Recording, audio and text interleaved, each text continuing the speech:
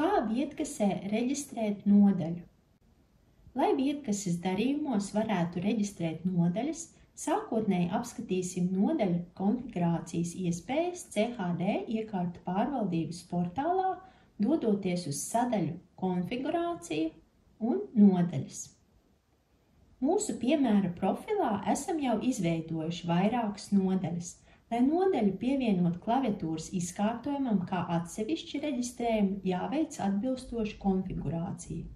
Šeit redzam, ka nodaļa numur 8 ir pievienota klaviatūras izkārtojumam, tāpēc tā vietkasē būs uzreiz reģistrējuma pirkumā, nospiežot nodaļas taustiņu. Vietkasē tas izskatīsies šādi. Citi taustiņi mūsu piemērā ir konfigurēti ar apakšsadaļas precēm, tāpēc vietkases ekrānā nospiežot uz tiem, tiks atvērts nodaļas apakšsadaļas ekrāns, kurā tālākai reģistrēšanai būs izvietoti preču taustiņi. Kā notiek tūlītēji reģistrējuma nodaļu pievienošana klaviatūrai? Noklišinot uz jebkura nodaļas ieraksta, iespējams rediģēt nodaļas iestatījumus. Atvērsim nodaļu numur 8. Šeit redzama atzīme pievienot klaviatūras izkārtojumam, kas nozīmē, ka nodaļa parādās klaviatūrā kā tūlītēji pirkumā reģistrējams taustiņš. Ja mēs izvēlētos atzīmēt otru opciju, izmantot kā piesaistīto preču klaviatūras apakšizvēli, tad nospiežot uz attiecīgā nodaļas taustiņa vietkases ekrānā, tiktu atvērts cits preču taustiņu ekrāns. Nodaļai iespējams iestatīt noteiktu cenu, ar kādu tā tiks reģistrēta darījumā, tad šo cenu iespējams arī mainīt, reģistrējot nodaļu vietkasē.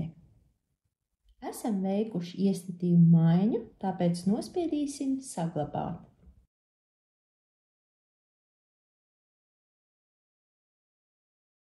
Aplūkosim dažādas nodaļas reģistrēšanas iespējas. Nodaļu iespējams reģistrēt ar iestatīto cenu, vienkārši nospiežot uz nodaļas taustiņa. Vai arī ievadīt noteiktu skaitu pirms nodaļas reģistrācijas. Pieņemsim, ka mūsu piemērā vēlamies reģistrēt piegādes summu par 6 kilometriem, tāpēc sākotnēji ievadīsim 6, tad spiedīsim reizināšanas taustiņu un pēc tam nodaļas taustiņu. Kā arī nodaļu iespējams reģistrēt norādot citu cenu, nekā tā ir iestatīta pārvaldības portālā. Lai to paveiktu, sākotnēji vienkārši jāievada cena un tad jānospiež nodaļas taustiņš.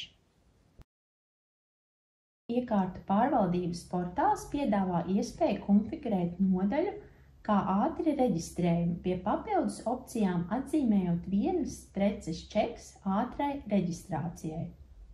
Saglabāsim šo opciju un apskatīsim, kā tagad vietkasē tiks reģistrēta šī nodaļa. Nospiežot šādi konfigurētu nodaļas taustiņu, automātiski tiek reģistrēta apmaksas skaidrā naudā un tūlītēji tiek izdrukāts darījumu apliecinošs čeks.